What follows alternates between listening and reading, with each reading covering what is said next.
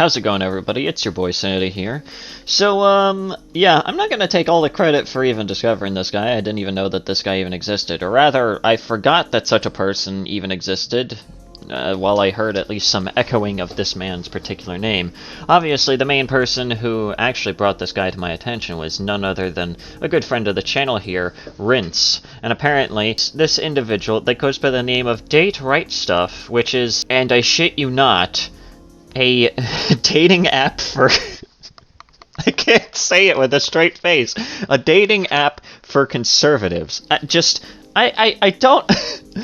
You have to be like a certain level of actual genuine fucking pussy-ass snowflake to unironically need to create a completely different dating app just because you are terrified of even getting matched with someone that disagrees with you politically. Like, what do I even say to that? But regardless of the fact that that entire platform has probably never seen a woman on it in its entire lifespan, apparently it has an Instagram account. And it also has a TikTok account, which I at least have one video from. I don't know, maybe if this video gets enough, maybe if people want me to, I can go ahead and check out the TikTok and see just how unhinged it is. And of course, just like with any other weird kind of like almost, you know, alpha male type, you know, idiocy, it has a few things that are decently common sense within it, but for the most part, it's just, well, unhinged bullshit, and some of the most unhinged bullshit is none other than, well, some of the really stupid and just, you know what, I might as well just say it right now, it's just straight up transphobia on the main timeline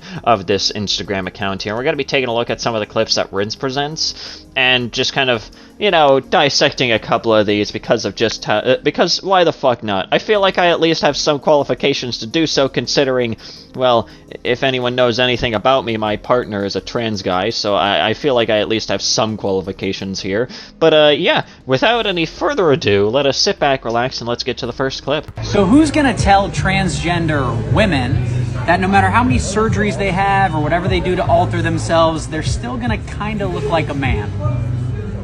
Well, I hate to break it to you, but these images prove otherwise. You want to know one thing that they all share in common? They're all women. I don't know what the fuck I have to tell you other than you just genuinely look stupid. Like, there's really no actual point to this one. It's literally just him trying to drag down trans people just for the sake of it. Also, you're gonna notice one thing in common with all these. Well, actually a couple things in common with a lot of these clips here. Number one, he seems to always be shoveling food down his face, almost as if he's like a dehydrated Gordon Ramsay.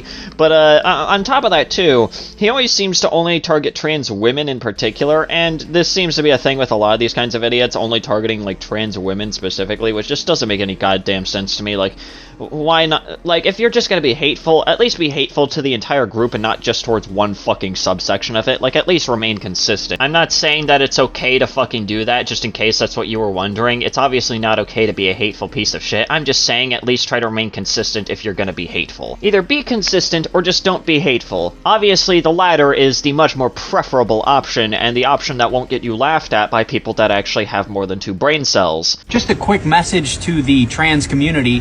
You can keep pretending you're women, but at 40, you're still gonna need a prostate exam. You know, just like what I said on my live stream, I feel like I could probably go up to any trans woman, and I guarantee you if I were to tell them this, 9 times out of 10, they would probably just look at me and say, I do not care. And of course, just like the previous video, he is shoveling food into his face as if he had made some sort of insane point, when the only point that he has made is just proving the point that he probably doesn't have anything up in his dome. This might be hard for the pro-trans crowd to understand, but when a 5-year-old says they're a pirate, you don't chop their leg off. Well, you see, that is known as an apples to oranges comparison. You see, you're comparing a 5-year-old pretending that they are a pirate, knowing that they are not a pirate, to someone who is between the ages of a fucking teenager and a fully sentient adult, coming to a realization about themselves that, hey, I don't feel comfortable in my current body. And there you go. It's, again, I can't believe that that is, like, something that is very difficult to understand, and I feel like this is the kind of person who would probably automatically make the assumption that, like, all trans people are, like, some sort of, like, vicious groomers or some like, garbage like that. I wouldn't be surprised. He kind of looks like the kind of person who would make a stupid assumption like that, but, you know what? At this point, are we really even surprised?